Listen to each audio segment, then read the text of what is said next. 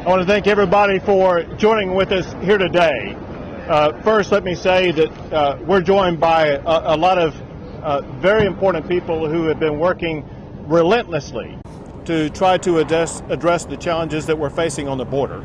I want to mention some of their names. We're in Valverde County right now. Chief Administrator for Valverde County is County Judge Owens. Mayor for Del Rio, who's been on the front lines of having to make a lot of tough decisions, been on the front lines of trying to protect his community from being overrun by everybody who's been coming across the border, is Mayor Lozano. You have Sheriff Martinez, the Chief Law Enforcement Officer for this county.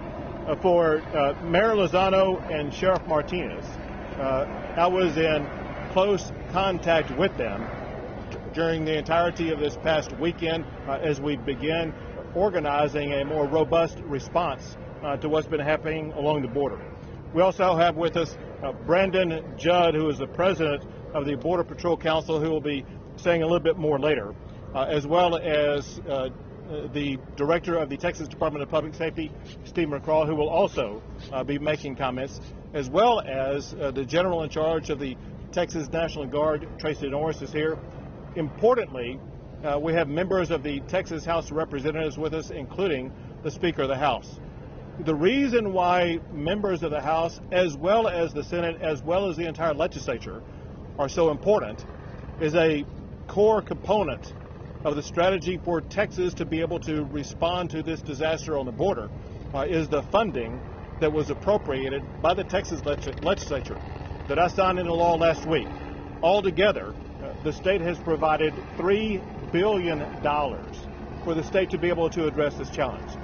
But let me start by making a point about the challenge that we're dealing with.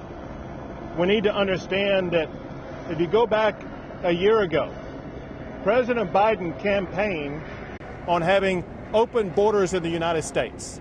I'm sure most people, when they heard President Biden, either when he was as a candidate or as president, talk about open borders, they had no idea it would lead to the type of chaos that we've witnessed just behind me for day after day after day. Contrary to what Kamala Harris talked about trying to solve this problem in the Northern Triangle, what the world is witnessing now is the open border policies that are being utilized by the Biden administration. It attracts people from across the entire globe, including people coming from more than 150 different countries. And when you have an administration that is not enforcing the law in this country, when you have an administration that has abandoned any pretense of securing the border and securing our sovereignty, you see the onrush of people like what we saw walking across this dam that is right behind me. Well, because the Biden administration is doing nothing to secure our border, because the Biden administration has been promoting and allowing open border policies, it has been the state of Texas that had to step up and address this challenge and work with the local mayor, the local county judge, and the local sheriff to accomplish several things. One of our primary goals, obviously, was to assist local officials in making sure that their communities are going to be safe. But in addition to that, Texas is taking unprecedented steps. You can see by all of the Texas Department of Public Safety cars, as well as the National Guard vehicles that surround us here, but go for miles on either side of where we are right now. They have created a steel barrier preventing people from being able to cross the border. One day there were countless people coming across the border. Then that very same day, the Texas Department of Public Safety put up all of these DPS vehicles, and suddenly, in an instant, people stopped crossing the border in this location. That strategy is working. In addition to that strategy, there's something else that we're doing that's been unprecedented. And that is the state of Texas. We are arresting and jailing anybody who comes across the border illegally and trespasses on private property or on public land. And so it's not the Biden administration catch and release policy. It's the arrest and jail policy, sending a message to these folks and anybody thinking about coming here. If they're thinking about coming and crossing this river here in Texas, you may wind up with handcuffs on your hands, going straight to jail, as opposed to being released to the general population. The mayor here and the sheriff here and the county judge here, they've been on the front lines, and they've been overwhelmed with what has taken place. It's essential that Texas continues its efforts. One thing that I've learned in briefings, and that is now that we have sealed this particular area of the border, we see the migrants now trying to penetrate other areas of the border. As a result, our strategies are shifting also, because we will continue moving law enforcement and National Guard officials to whatever location people may be crossing the border, and use the same strategy to try to reduce the influx that's unprecedented of the number of people coming across the border. I am now going to turn over the mic to the director of the Texas Department of Public Safety, who's been organizing the efforts on the front line. Director McCraw, why don't you come on up? Thank you, sir.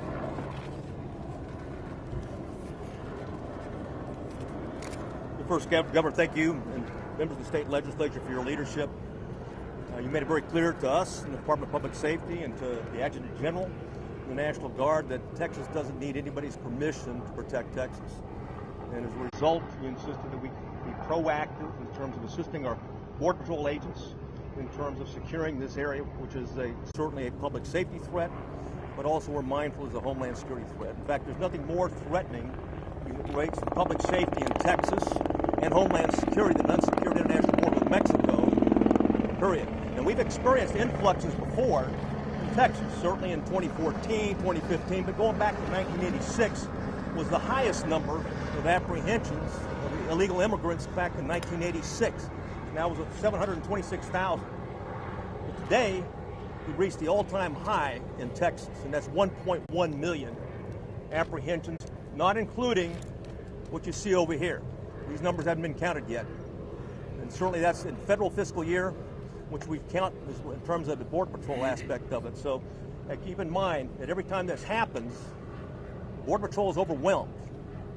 And I'm certainly their union representative can talk about that, and certainly their chief can talk about it. And when that happens, Texas becomes less secure because the cartels exploit those gaps. And that's cocaine, methamphetamine, fentanyl, human trafficking, all the above. And if you've got a drug problem in the United States, you've got a cartel problem, you've got a Mexican-Texas international border problem as well. And as the governor made clear, we'll continue as long as it is needed. All our partners, I've got to thank the sheriff, all the elected officials, because they care deeply and are passionate about protecting Texas. So, Governor, thank you. Thank you very much. Obviously, the men and women charged with the duty in the United States to secure our border are the Border Patrol officers. These Border Patrol officers are overwhelmed with the amount of work they are required to do, and they're suffering the consequences of an administration that is not providing them either the personnel or the resources they need. To speak more about it, we have Brendan Judd, who is the president of the Border Patrol Council. Brandon, come on up. Thank you, Governor. First and foremost, I would like to thank the men and women in uniform, our military personnel, our DPS officers, our sheriffs. These people put on uniforms because they care. They care about these migrants. They care about the citizens of the United States. They put that uniform on every day to protect life, to protect the way that we have in the United States, to protect our citizens. And they deserve an awful lot of thanks. We have to give gratitude to Governor Abbott for sending DPS here. We saw something yesterday that we knew was going to happen. When those people that were in buses south of Kingsville, Texas, when they found out that they were going to be sent back to Haiti, they took the bus over and they fled. If it wasn't for the men and women in uniform, DPS officers, if it wasn't for that, we do not know what would happen right here under the bridge. As word starts to spread that they potentially could be sent back to Haiti. If we don't ask the question, why are we here? What caused this? We won't fix this problem. The simple answer is catch and release. As long as we invite people to violate our laws, as long as we reward them for entering the country illegally and then releasing them into the United States, with a de facto immigration status to where they can get work permits, to where they can send their children to school, where they have every right of a United States citizen, they're going to continue to come.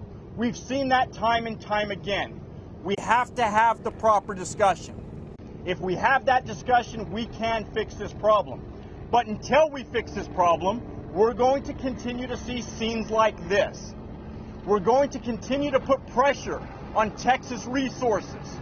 We're going to continue to rob Peter to pay Paul. We're going to shift Border Patrol resources from already areas that are troubled like Tucson, and we're going to send them out here. We're going to shift resources from Laredo, shut down checkpoints. We're going to cede law enforcement operations to criminal cartels. The administration knew this was coming. On June 17th, they were warned. On June 17th, they were told to construct a temporary outdoor processing site similar to what we have under the Ansel Lewis Bridge in McAllen, Texas. They ignored it. They ignored the warnings. And then we started to see larger and larger groups coming underneath the bridge and congregating to the point that we're here now. Had we have taken the proper steps, we wouldn't be discussing this right now today. But because we are, Texas has been stressed. The Border Patrol has been stressed. ICE has been stressed. The National Guard has been stressed. There are solutions to this problem. And what you see underneath the bridge, that is not humane. The Biden administration promised that they would have a humane process. That is not humane. It is humane to properly enforce our laws. It is humane to not just give lip service to an issue, but to actually follow it up with actions. That's what we haven't seen. And for that reason, I am grateful to General Norris. I'm grateful to Director McCraw, and I'm especially grateful to Governor Abbott for taking the lead on this issue, an issue that he doesn't have to take the lead on. But he does because he cares about the citizens of the state of Texas and the citizens of the United States. For that, Governor, thank you very much. Thank you.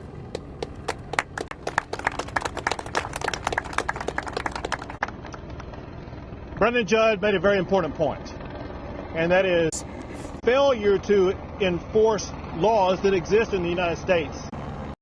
Chaos, and chaos leads to inhumanity. The Biden administration is a man-made disaster of inhumanity, of epic proportions. It must end immediately, and the way to end it is by the Biden administration stepping up and finally enforcing the immigration laws of the United States of America. I'll take a few questions. Governor, CNN is reporting that there are at least 30,000 Haitian migrants in Colombia right now that may be seeking to come north. Can you address your concern and conversations that your administration is having with the Mexican government about possibly interdicting migrants from the Haiti? Sure. I've missed the first part of your question. Who is saying that? CNN. Got it. Yeah, the Colombian officials are saying that there are about 30,000 migrants in Haiti. Right. So there have been reports for a while now about other groups like this that could be coming from other countries. And that's exactly why we are here, because we want anybody who's thinking about coming to Texas, whether it be from Colombia or any other country, that Texas is going to be responding. We have the law enforcement, we have the funding, we have the strategies, whether it be here in Del Rio or any other location on the Texas border. If you are targeting Texas to come to, we're going to show up in force and shut down the border. We're not going to allow the disaster that we saw here in Del Rio to be replicated by additional caravans coming from wherever they may come from. Governor, first up, that's a quick question. We have heard that some hundreds of miles along this region are being out patrolled due to the fact that all agents are leaving the police area. Are you concerned about that? And the second, we have heard of another caravan that is similar to this one in Reynosa, maybe attempting to cross into the McAllen area. So both the Texas Department of Public Safety, the Texas National Guard, as well as local law enforcement are very aware of the different locations that migrants may be trying to cross. Some are leaving this region, going to other regions either in Valverde County or in neighboring counties. And as a result, we are also moving resources to interdict those who may be trying to come in. We have heard information about the possibility of something like this happening in Reynosa, and DPS as well as the National Guard, they are working in collaboration with those on the U.S. side to make sure that we are going to be able to put up the resistance that is needed so that those communities don't suffer the same consequences that Del Rio did. Governor, how many migrants are on that bridge right now, and are there any plans to reopen this border anytime soon? Sure. I will leave. 8,600. And that's the county judge. The county judge told me that as of right now, there are about 8,600 migrants who remain under the border. And as far as I and the state resources are concerned, there is no intention to depart this location until this location is fully restored to total control. In terms of, I know you have flights going out and things like that, any kind of estimate on when that could be? So the flights going out that you're talking about are flights that are conducted by the Biden administration. And candidly, there's been nothing but confusion and shifting different stories about where they're flying them from, where they're flying them to, how many they are flying out. So that's a constantly changing story that only the Biden administration can venture to tell you. And Governor, Two more questions. Governor, on that point about the flights and when these migrants will be away from that bridge, the Biden administration believes that they can process those remaining migrants by the end of the week? Do you believe that? They have shown no capability of being able to process all of these migrants by the end of this week. Is an incapability of dealing with this crisis candidly in a way where they pretend it doesn't even exist. And we're here to tell you it exists. It's total chaos. And the Biden administration, they need to up their game big time. Last question. Last question. Today, the Secretary of the Department of Homeland Security said that their response to the border here was commensurate with the need. However, we know that a lot of folks have been saying that you all need help down here for some time now. What do you suppose took them so long to get here? So we have been told by the Secretary of Homeland Security as well as others in the stretching back to last March and February that they would continue to provide resources that were needed to prevent events like this from happening. And all those promises were never fulfilled. And as a result, it had to be the state of Texas working in collaboration with our local partners that step and provides the resources that are needed to staunch the flow of illegal immigration on our border, and we will continue that effort. Thank you all very much. Thank you guys so much. Thank you for coming. Thank you. Thank you so much. Q&A's over. Thank you. Thank you so much for coming. Are you Great. speaking with the Mexican government? So yes, I obviously made a disaster declaration about the reason, and that is if you look at what the financial strain and the healthcare strains that Valverde County is dealing with, as well as the additional counties around this area, there is a presidential disaster declaration. I have not yet heard back from the Biden administration, and if you look at history, about every time I've made a request, they've been non-responsive to any requests I've made about needs along the border and helping these counties with the resources that they need because they're completely overrun. Great. Thank you guys. Thank you. Just by the county, or is it the entire state? It encompasses the counties that are affected by the current surge. It is capable of being expanded to make sure that the state and the counties and the cities have the resources they need to be able to cope with the disaster caused by the Biden administration. Great. Thank you guys.